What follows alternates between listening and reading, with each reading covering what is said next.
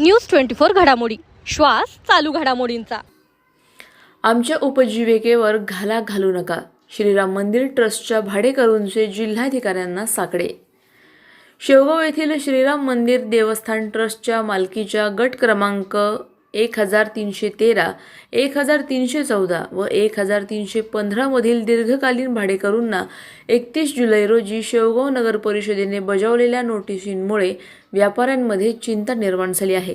या पार्श्वभूमीवर श्रीराम मंदिर देवस्थान ट्रस्ट भाडेकरू संघटनेने जिल्हाधिकाऱ्यांकडे निवेदन देऊन पुढील सक्तीची कारवाई तात्पुरती स्थगित करण्याची मागणी केली आहे।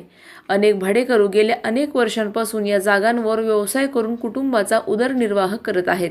त्यांच्या नावे मिळकत क्रमांक, कर भरणा, वीज जोडणी तसेच इतर संबंधित अभिलेख उपलब्ध असल्याचे संघटनेने निवेदनात नमूद केले आहे। प्रशासनाने संबंधित सर्व अभिलेखांची निष्पक्ष पडताळणी करून भाडेकरूंचे म्हणणे ऐकून घ्यावे आणि त्यानंतरच पुढील निर्णय घ्यावा अशी विनंती संघटनेने केली आहे। आमचा प्रशासनाशी संघर्ष नसून अनेक कुटुंबांच्या उपजीविकेवर अचानक परिणाम होऊ नये अशी भूमिका संघटनेने व्यक्त केली आहे। प्रतिनिधी स्वामी गोसावी, न्यूज 24 घडामोडी, अहिल्यानगर। आम्ही शेवगावचे सर्व श्रीराम मंदिर देवस्थान 376 या ट्रस्टचे भाडेकरू या ट्रस्टच्या संघटनेच्या वतीने आज आम्ही रितसर कलेक्टर साहेबांना निवेदन देण्याकरता या ठिकाणी आलो होतो। तर जे भाडेकरूंची जी मागणी आहे आणि जे त्यांना आता 31/7/2026 रोजी मुख्याधिकारी साहेब शेवगाव नगर परिषद यांनी एक अतिक्रमण म्हणून निष्कासित करावं, अनधिकृत बांधकाम अशी नोटीस पाठवली होती 181 आणि 189 खाली। तर सदर नोटीसची आम्ही तक्रार तशी शिवूनकडे हरकत घेतलेली आहे। भाडेकरूंनी सर्वांनी प्रांत साहेबांकडे घेतलेली आहे, तहसीलदार साहेबांकडे घेतली होती, पण त्यांच्याकडून कोणत्याही प्रकारचा प्रतिसाद सर्व भाडेकरूंना काही मिळालेला नाही, काही कन्व्हिन्स झालेलं नाही। मग त्या अनुषंगाने आम्ही कलेक्टर साहेबांकडे भेटण्याकरता आलो होतो।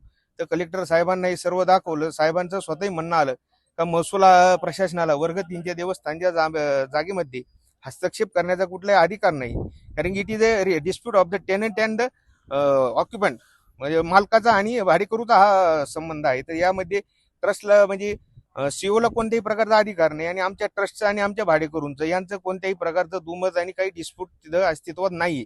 तर विनाकारण राजकीय हस्तक्षेप म्हणा, काही पॉलिटिकल इन्फ्लुएन्स म्हणा, ते वेगळ्या पद्धतीने डमी तक्रारदार वगैरे उभा करून भाडेकरूंना सतत वारंवार गेली 8 ते 10 वर्ष झाली हा छळ करण्याचा, हॅरेसमेंट करण्याचा जो प्रकार शेवगावमध्ये सुरू आहे। नुकताच आमच्या शेवगाव शहरामध्ये 3 प्रकारच्या अतिक्रमण मोहीम सीओ मॅडमनी राबवलेल्या आहेत। तर त्यामध्ये अनेक प्रकारच्या विसंगती आलेल्या आहेत। अनेकदा शेवगावने आम्ही आवाजही उठवले आहे। बाजूचे लगतचे आमचे 2-3 तालुके असतील, पाथर्डीमध्ये अतिक्रमण थांबलेलं आहे, नेवासामध्ये अतिक्रमण थांबलेले आहे, पण का न जाणू शेवगाव तालुका एकदम हडप्पा संस्कृती करण्यासारखं काम आमच्या सीओ मॅडमचं आणि शेवगावच्या प्रशासनाचं जोरात हे काम त्या ठिकाणी सुरू आहे। त्यामुळे आज आम्ही स्पष्टपणे कलेक्टर साहेबांना आमची नाराजी व्यक्त केली आहे आणि सदर ट्रस्टमध्ये कोणत्याही नगर परिषदेने प्रशासनाने नोटीस बजावून अतिक्रमण निष्कासित करू नये असा त्याला अधिकाराने अल्ट्रा व्हायरस त्यांनी ती नोटीस पाठवलेली आहे। नगर परिषद ही ओव्हरस्टेपिंग इट ज्युरिडिक्शन, त्यामुळे आम्ही सूचना तशी केलेली आहे। साहेबांनी आश्वासितही केले आहे आणि योग्य ती मुदतवाढ देऊन योग्य ती संबंधितांवर कारवाई सुद्धा करू असं साहेबांनी आम्हाला आश्वासित केलेलं आहे। 100% आहे। राजकीय हस्तक्षेपाशिवाय कुठलाही अधिकारी आपल्या नोकरीवर फारच कोणती तरी गादाईने एवढ्या स्वरूपाची मोठी कारवाई घेत नसतो, त्या पद्धतीने चाललेले। आजवर जो शेवगाव तालुक्यामध्ये ज्यांनी अतिक्रमणाच्या मोहिमी तथाकथित राबवल्या त्या कितपत होत्या का ते फुटपाथ पर्यंत सीमित होत्या, 2 फुटाच्या असतील, 3 फुटाच्या असतील, पण त्याचा परामर्श इकडे धरला असेल, प्रशासनाने घेतला असेल किंवा जो कोणी असेल याच्या मागचा जो मास्टर माइंड असेल त्यांना हे लक्षात येत नाही की सदर जागा ही वर्ग 1-2 नसून वर्ग 3 आहे। त्याचा मालक देवस्थान ट्रस्ट आहे, श्रीराम मंदिर देवस्थान ट्रस्ट हे 376 हे तिचे मालक असून त्या मालकांना विचारून त्यांच्या संमतीने ही भाडेकरू लोक 30 वर्ष झाली, 40 वर्ष झाली, काहींचे 65 सालापासूनचे करार आहे, हे तिथं वास्तव्यास आहेत। आज त्यांनी जो मुद्दा उचललेला आहे की 30-32 एकराचं अतिक्रमण भाडेकरूंनी केले, तर वास्तव बघता त्यांनी कोणत्याही प्रकारचं स्थळ निरीक्षण केलेलं नाही, कोणत्याही प्रकारची मोजणी त्या ठिकाणी घडलेली नाही आणि त्या 30-32 एकरामध्ये भाडेकरूंच्या ताब्यामध्ये मूळ बाधा फक्त 10 ते 12 एकर जमीन आहे। उर्वरित 20 एकर हे ते तुम्ही शोधा अतिक्रमण कोणाचं आहे कोणाचं नाही। तर जे आपण जुने म्हणतो चोर सोडून संन्याशाला फाशी, त्या पद्धतीने या ठिकाणी आमच्या प्रशासनाचं काम चालू आहे। आंधळ दळतंय कुत्रं पीठ खातं या पद्धतीने सगळं कारभार चालू आहे। मुळात शेवगावमध्ये आमचे विरोधच शिल्लक राहिले नाही। मला एकंदरीत वाटतं का जसं पुस्तकांमध्ये आपण हडप्पा संस्कृती बघितली त्या प्रकारे आमच्या गावाचा आज हडप्पा सारखं शेवगाव यांना उदाहरण करायचं आहे।